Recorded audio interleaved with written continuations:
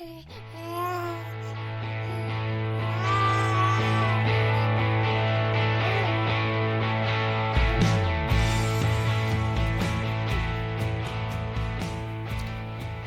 to the Aging Well podcast. I'm Jeff Armstrong here with Corbin Bruton.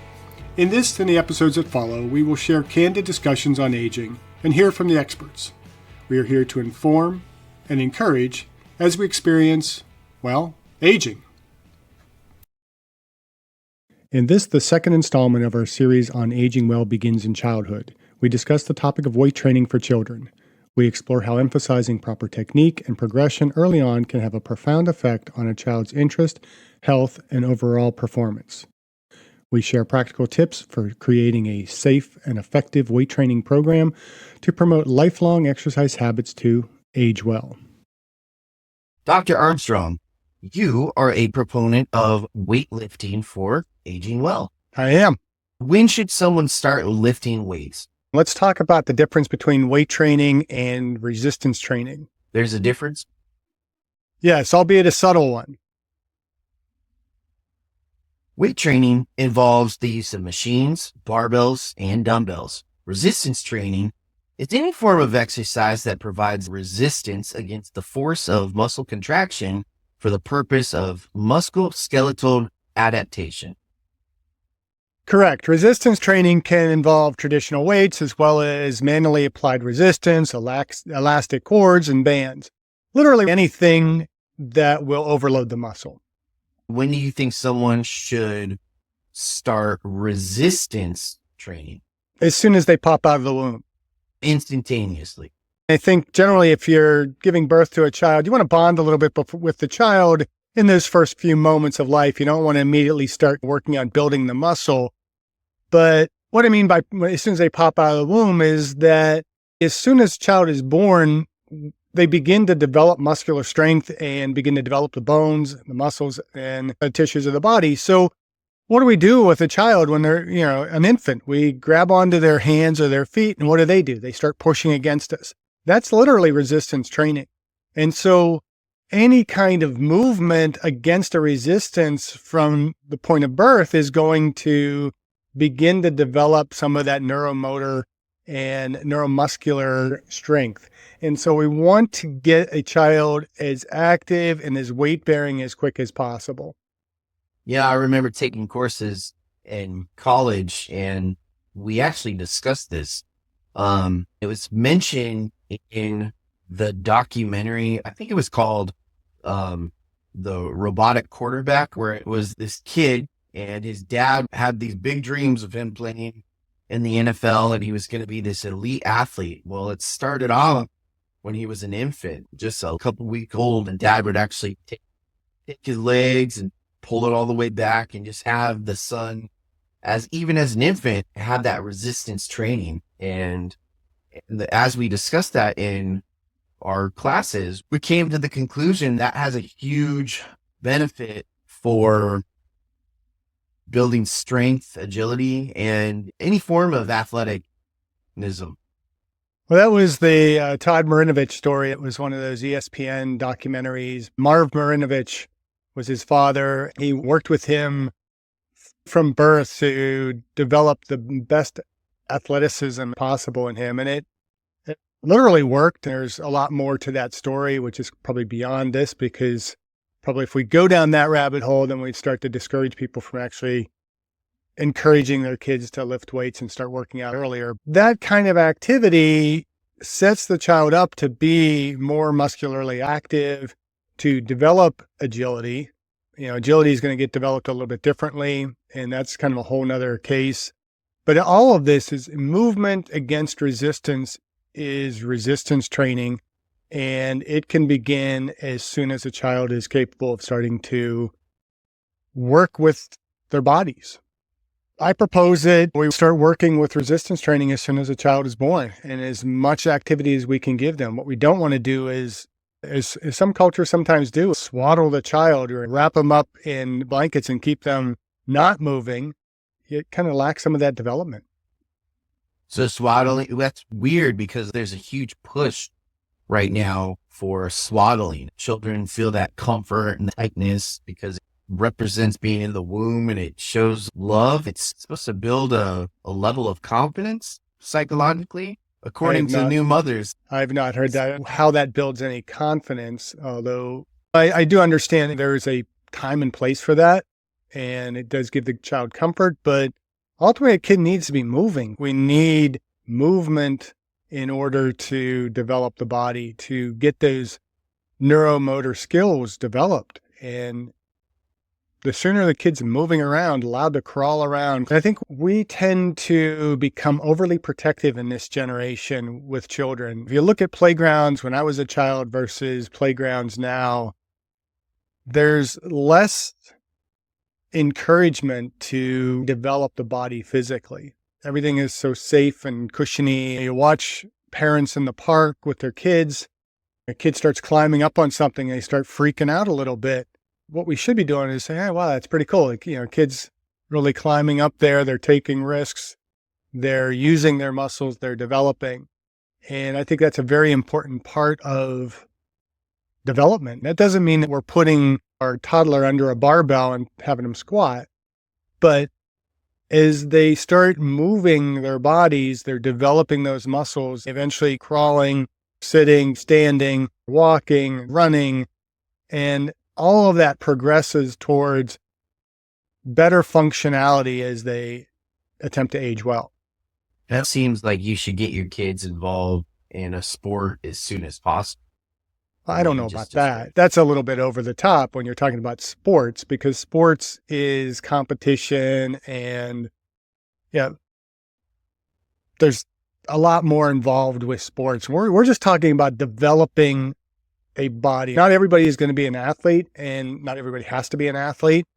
But I think that child that's going to go on to, be a musician or an artist still needs functional physical development in order to have better motor coordination, to just function better as they age. Because the more muscle we develop, the stronger our bones are, the better we're going to age. So it's not about sports performance. I don't want anybody to think that we're talking about getting your kid resistance training early because we want them to be in the NBA, Major League Baseball, or UFC. We want kids to be functional. And the best way to be functional is to have bodies that can move. All right. So what about weight training, lifting free weights? Well, I think it's a little bit of a different story, and it warrants a little bit deeper discussion. When you start looking at weight training, we're looking at something skill-based with added risk, because we are putting added weights on the body and asking the body to move. And there is risk of injury, but that risk of injury is very much overstated. For years, they used to say, children shouldn't lift weights because there's a risk of damaging the epiphyseal plate. And for those who are less aware of kind of anatomy physiology, the epiphyseal plate is the cartilage where long bones grow. If that's damaged, the bone isn't able to produce greater growth, and so there's a period of lost growth. And so if you damage the epiphyseal plate on, say, one limb, there could actually be a discrepancy in growth between the limbs. The child may not grow properly in that particular limb. But the risk of that is so slim, and it really requires stupidity on the part of whoever's training and overseeing child. I've seen kids very young doing free weight, Olympic weightlifting type activities without any problems whatsoever. It's a matter of proper technique, proper load, and proper safety precautions, making sure that they're not going to be put into a situation where if they hit the point of fatigue, they can't move the weight and they collapse under the weight and the weight crushes on top of them. And so having a spotter, having safety racks in place, but more importantly, teaching them not to overload the muscle. Obviously, we want to overload from the standpoint of progressive overload, but we don't want to put too much load to where it's beyond their capacity to do the lift. And so when I start anybody in weight training, my primary focus is technique. Getting those movement patterns down perfectly before you really start adding weight. As you add weight, you're always adding weight within the capacity to maintain proper technique. Too many people, particularly teenage boys, get in ego lifting and their form goes to crap. They don't do full range of motion and significantly increase their risk of injury. I would never have anybody unnecessarily doing 1 repetition maximums. It's just setting them up for injury. We want to really focus on that technique, getting through the proper movements. It's important for the child or teenager starting weightlifting to be mentally prepared and willing to participate. If a parent pushes a kid into weightlifting, chances are the kid's going to get discouraged and not continue. We want to make it a lifelong habit. We also want to make sure that they're mentally capable of focusing. I mean, if you've ever worked with elementary school kids, it's like herding cats. They lack the focus to adequately start working in the weight room and developing those skills. But if you have a kid that's really interested in it and wants to do it, they're going to be focused. It doesn't matter what their age is. If they're taught properly and they're supervised properly, they're going to be okay with that weight training. And so whether a teenager, child, even young adult, having the interest in doing it is going to be that top priority. So when they start asking about wanting to do it and, they kind of hang around the weight rooms, I think of Corey Metzger and her daughter, Reba. I don't know if you've ever met Reba. Seen so many photos and videos of Reba kind of going in the weight room and starting to lift too, because she's around all those athletes and seeing what her mom's doing. Corey's never pushing her daughter to, hey, go over here, let's try lifting weights. But the kid's going to mimic what they see, and if they're interested in it, they're going to do it. Does that make sense? That makes sense. So I think when we start looking at weight training for children, the first thing we have to consider is, are we talking weightlifting or are we talking resistance training?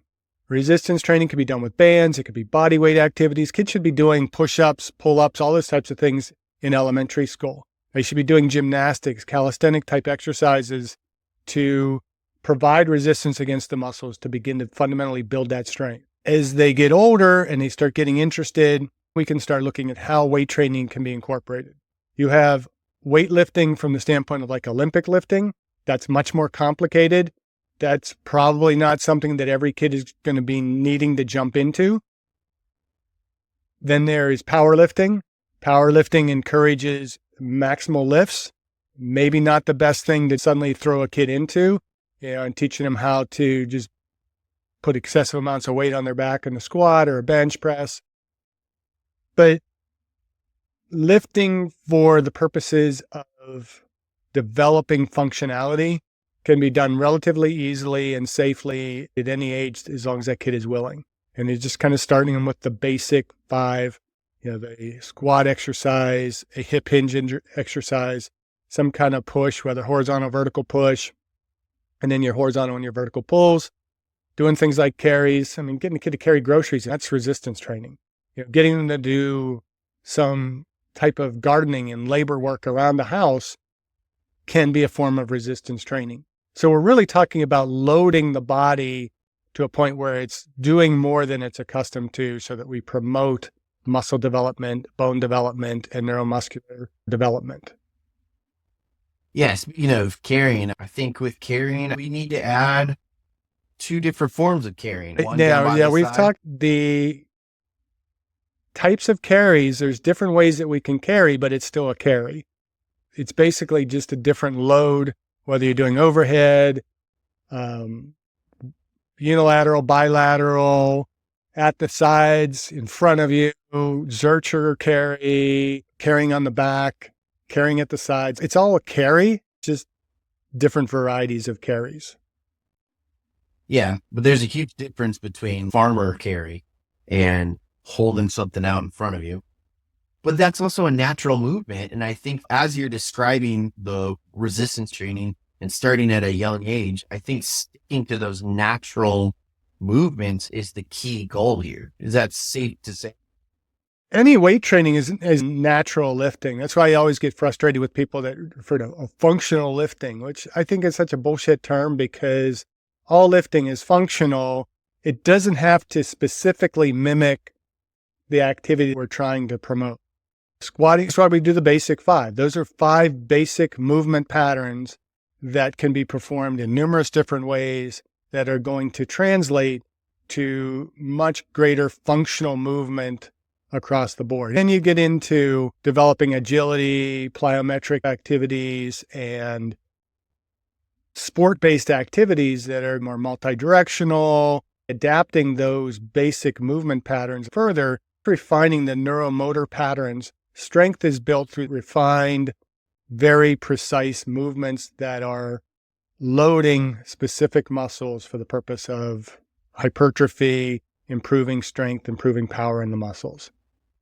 What are the biggest concerns about children, especially younger children? Like, what's the number one concern when it comes to them lifting weights?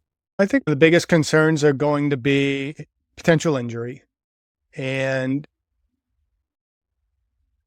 maintaining or developing a level of interest that's going to be lifelong. So when working with kids, if pushing them too hard, you can push them away from that activity.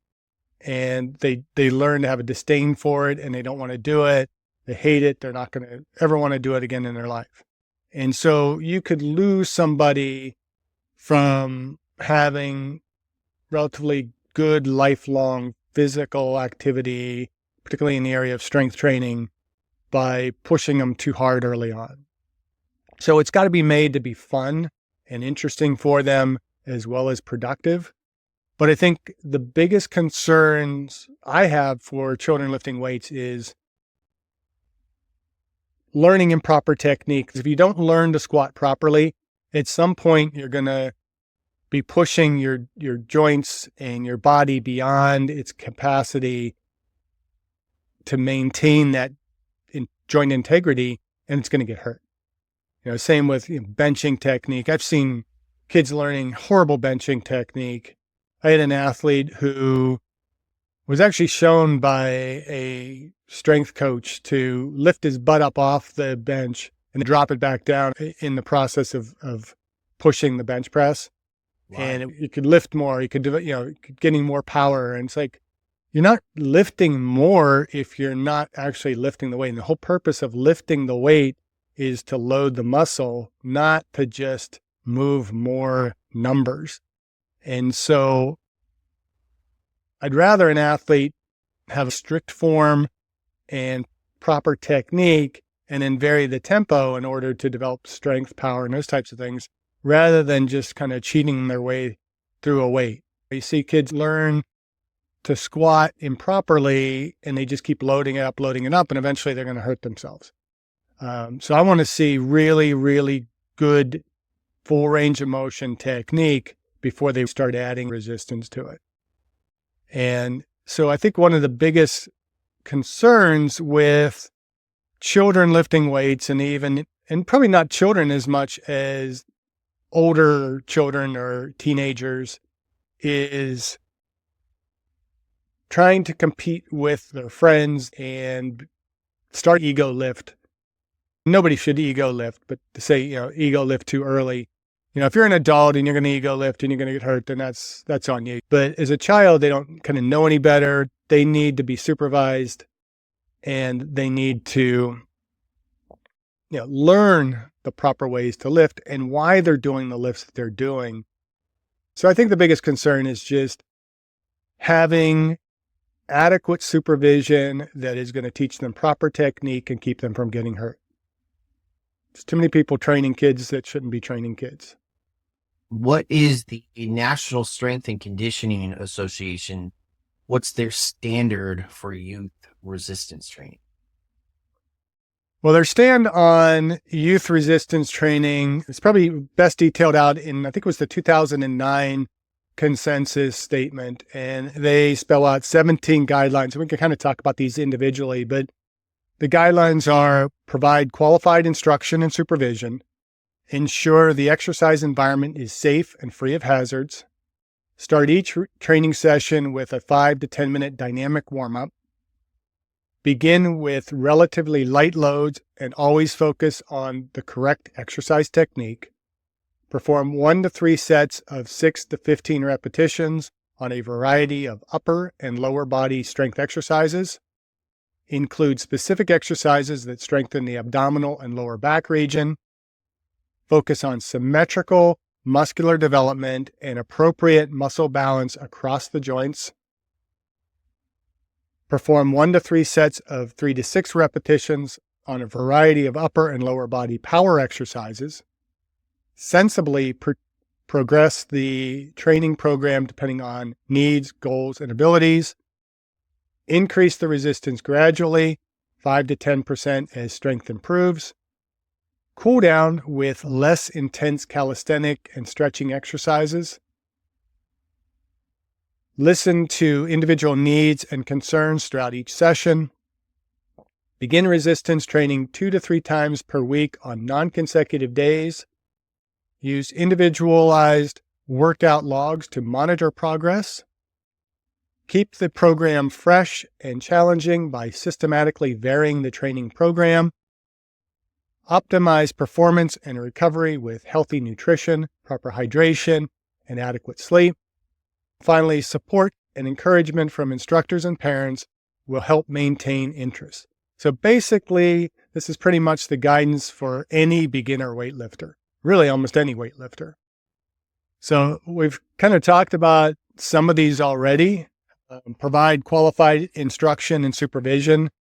I think it's important that kids learn in the right environment. I know there were times where when I was a kid, we just kind of lift at a friend's house. That can be a recipe for disaster if they don't really know what they're doing. I got probably my best instruction through joining a local gym, particularly back in that day, it was Nautilus training. And I think I mentioned in a previous podcast, I might have talked about Biz Stark, who owns Steel City Nautilus in Pittsburgh, and how much I learned about how to properly move my body through that training. And that enabled me to develop into doing a bit more free weightlifting and things like that. I think there needs to be some level of adequate training and certification in the people that are going to be working with children and supervising weight training programs. Not just somebody who, well, they were an athlete and, they've lifted in the past, or they lift weights, they go to Gold's Gym and they can bench press 300 pounds, so they think they know what they're doing. It needs to be somebody that is trained. A good place to start with that training is NSCA certification, which would be a CSCS, or even just one of the more advanced personal training certifications. American College of Sports Medicine has one. There's other viable organizations, but the person needs to be experienced and trained, not just simply somebody who has lifted weights in the past. I think that safe and hazard-free environment is very important. You need to have somebody checking the equipment regularly, making sure bolts are tightened, weights are well organized and cleared. I'm a stickler with my athletes about putting the weights back. I spend probably 10 minutes before every training session cleaning up after the team that's been in before, putting the weights in order and putting weights back, because I want to teach my athletes to have an organized, structured weight room where you can find the weights that you need. There's no risk of tripping over a dumbbell that somebody left on the floor. There's less risk of getting hurt because everything is where it belongs. And so building that sense of what is safe, what is hazard-free, and requiring that environment in the exercise setting is going to be important. And go ahead. I just don't understand how difficult it is to put your weights away. In a lot of gyms, the weights are numbered on the little weight rack, right? So you'll have 5s over here and you'll have 55s over here, and everything in between is in increments of 5 leading up to it. I don't understand why the 40s are down and by the ends. It doesn't make any sense. I think it needs to be enforced a little bit more to give that structure to the program that it's going to help prevent, some of these accidents from happening. And it prevents people from screwing around a lot more when there's more rules and it's got to be fun for the kids, but within a structure of safety, rules, and proper etiquette. If you enforce all that, I think you're going to see kids learn to appreciate the weight room a little bit more they're going to be screwing around a lot less in the weight room, and it's going to be a safer, better environment for them. The next one, I'm a bit challenged with the idea of starting every session with a 5 to 10 minute dynamic warm-up. I do think that is important and helpful, but sometimes circumstances don't necessarily permit you to do a full 10-minute dynamic warm-up. I have 45 minutes with the athletes in the weight room, and I got a lot to cover. I don't spend that much time doing a dynamic warm-up, but I expect warm-up sets with each activity. When you're doing a warm-up set, say for a squat or bench press, that is a bit of a dynamic warm-up, preparing the athlete for the lift. So it's not absolutely critical. I think it's helpful, and it makes sure that they're not just jumping into an activity unprepared. If you structure a weight training program in a way that they're progressively building up to the heavier, more complicated lifts, then that's going to help. It doesn't have to necessarily be a prescribed dynamic warm-up where they're going through doing, all the different sea walks and things like that. If you're beginning with relatively light loads and focusing on technique, that warm-up is kind of inclusive with the lifts themselves. Thoughts on the repetition ranges? We've always talked about that 8 to 10 is great for hypertrophy and 12 is good for muscle endurance, 12 or more. And, that 4 to 6 rep range is good for adding strength. But I think it depends on what your goals are. As far as children go, I don't think they should be lifting super heavy in that 4 to 6 rep range. I think just lighter weight and more repetition. I think until they get form, until they get technique, until they get comfortable with the actual movement, I think developing that motor memory is critical. And that's partly why I don't lean toward the higher repetitions with kids. Almost every organization recommends high repetitions for beginning lifters, but I feel like when we're learning a technique and fatigue is going to set in, even if it's a relatively light load or boredom with kids, we start to see a breakdown in technique. If technique begins to break down, then they train the brain to do those movements improperly. So I still kind of like a 5 rep range with an appropriate load, maybe going as much as 12 when I'm working more with hypertrophy. Doing more volume through sets as opposed to repetitions could be beneficial for some kids. I don't think this is a hard and fast rule, but generally leaning more toward the 6 end of that as opposed to the 15 end when looking at rep ranges is going to be better. You get a little bit more effective load on the muscle with lower repetitions and a little bit more weight, as long as technique is being emphasized. And core exercises are critical. I think that goes somewhat unnoted at times, or we do the wrong kind of abdominal exercises. I think most people think when they think abdominal exercises, they immediately go to sit-ups and crunches, which I don't think are the best exercises for developing the core in beginning athletes. I like things like doing a Palloff press or other rotational type of movements, anti-rotational movements, anti-extension, anti-flexion, more so than focusing on just trunk flexion or back extension. Focusing on symmetrical muscle development, that's pretty straightforward. Here they recommend power activities. One thing to consider when we're talking about power activities for kids, and we're doing things in that 3 to 6 rep range, explosively maintaining proper form, but varying the tempo of the movement, power exercises are not lifting a 3 repetition maximum. It's generally lifting about 60% of maximum for 3 repetitions, but very explosively. And when we're teaching kids power movements, we have to realize that power is velocity times force. So we want to be exerting that force very quickly, which means it's going to be a lower force relative to the force curves. Powerlifting is not really powerlifting. Powerlifting is just heavy lifting. You're not lifting things explosively, because if you're lifting things explosively in a powerlifting competition, you are going to lose because you're not able to lift your maximum amount of weight. A heavy resistance is going to be moved relatively slowly, whereas lower resistances can be moved at a faster rate. And so we're trying to find that optimal combination of weight and speed of movement when we're talking about power. Again, we can get into a lot of physiology with that, which is probably beyond the scope of this particular podcast episode. So when we look at sensibly progressing the training program, depending on the needs, goals, and abilities, I think that principle of individuality has to be recognized when we're looking at training young people. There's going to be a much wider range of abilities, of interests, of capabilities, of strength in younger people. And so we need to not just have this very regimented exercise program. I don't like a lot of exercise programs, strengthening programs, where the workout is put on a whiteboard and this is what everybody does. And there's no variation to that. You do the exercise.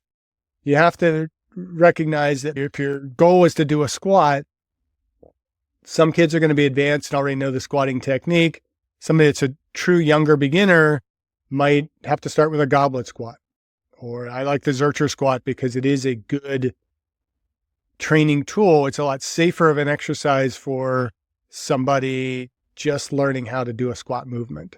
And so consider that everybody's going to be a little bit different and have more flexibility within the program to accommodate the wide ranges of needs, goals, and abilities that you're going to see in the young athletes or the young individuals that you might be strength training.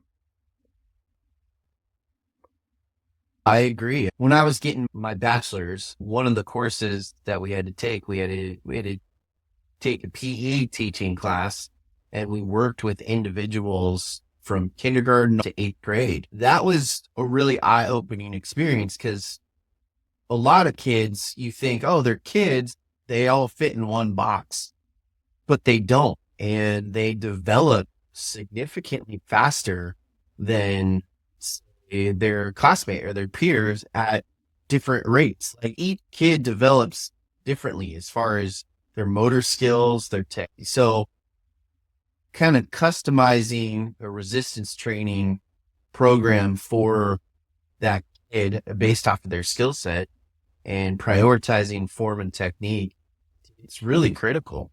Because some kids, you tell them to do something and they're like, okay, I'm doing it, but they're not because they haven't developed that motor memory skill set. They're not in tune with their body, while their peer is doing it with flawless technique and flawless form because it just clicks with them. Another thing to consider with that as well is that the developing body develops at differing rates. You may have a child who suddenly has a growth spurt and they grow several inches in a matter of weeks. And now their coordination has changed. Their body is having to move different because the whole leverage system is different.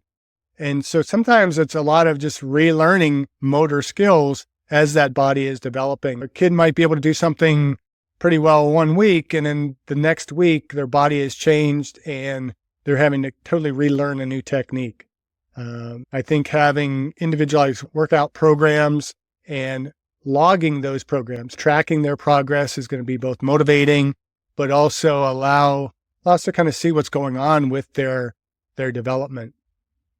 When we look at number 15, which was keep the program fresh and challenging by systematically varying the training program, I really want to underscore that word systematically. A lot of people, they just throw a workout out there and this is what we're going to do today.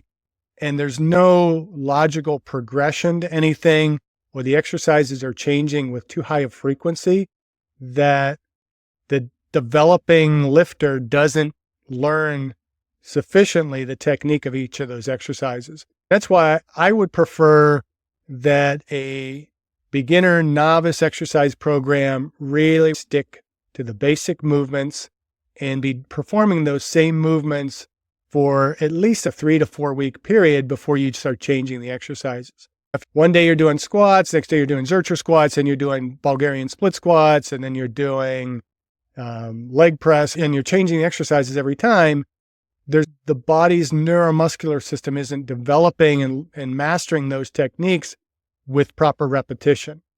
I think a systematic program is very important for beginning weightlifters, and not just simply throwing a bunch of different exercises at them every time they come in.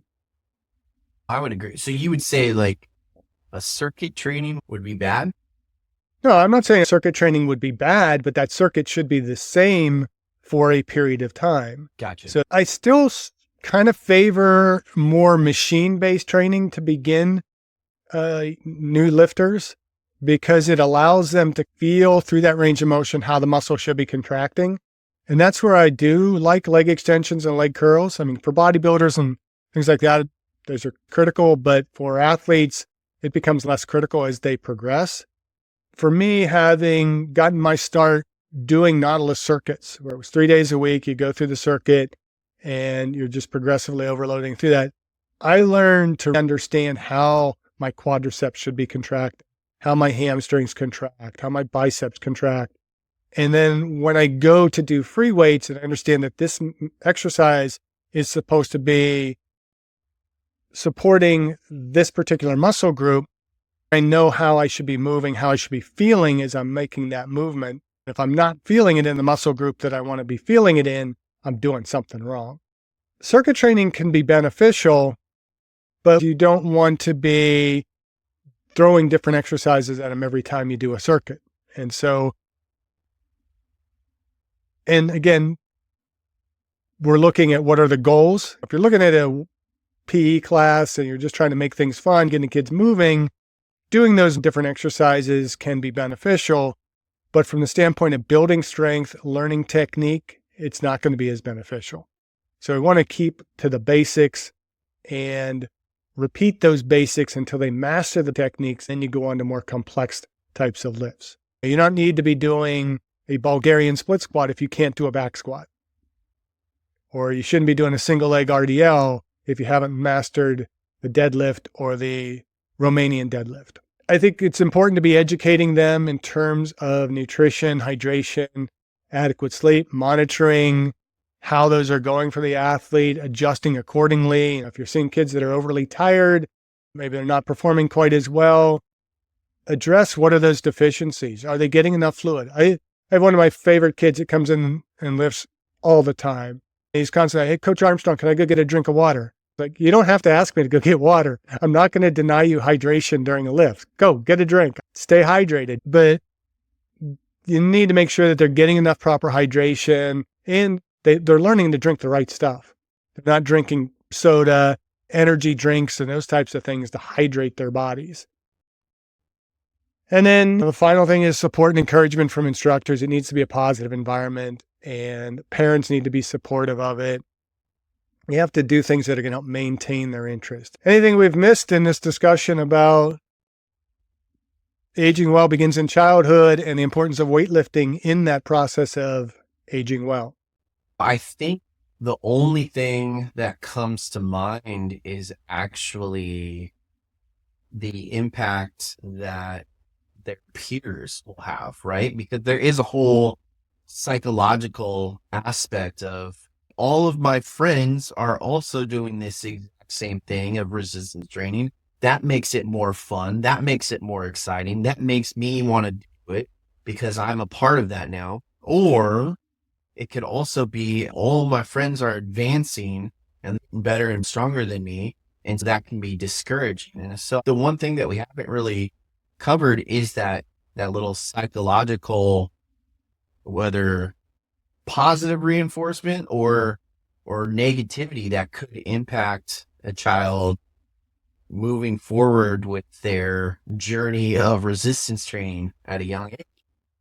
Well, that's where I think it's just a matter of providing patience and being supportive, encouraging, not pushing.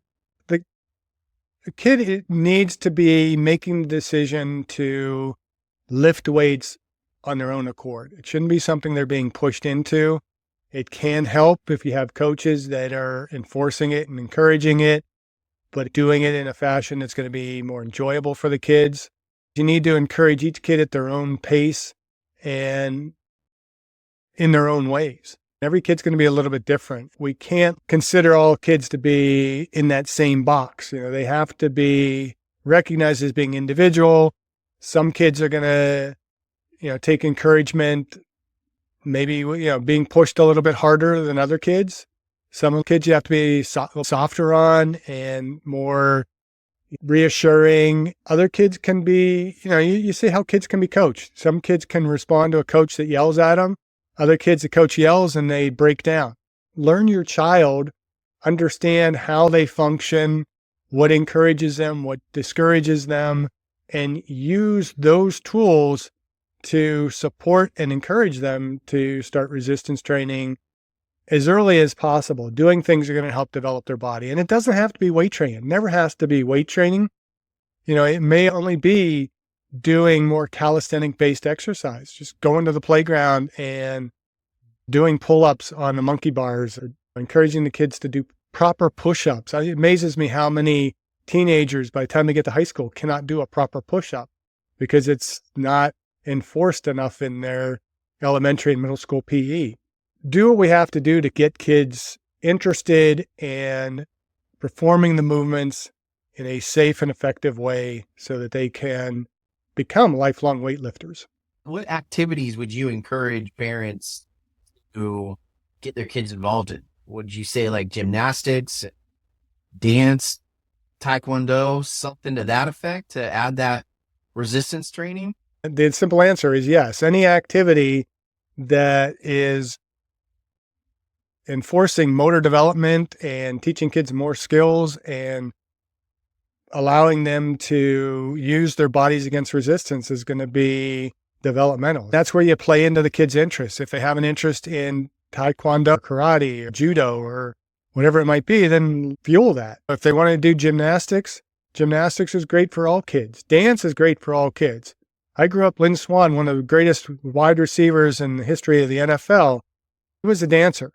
And he was on Mr. Rogers talking about dancing. Back then, you didn't think it was very manly for guys to dance, but dance builds a certain level of motor skill that is going to support future athleticism and hopefully future long-term activity.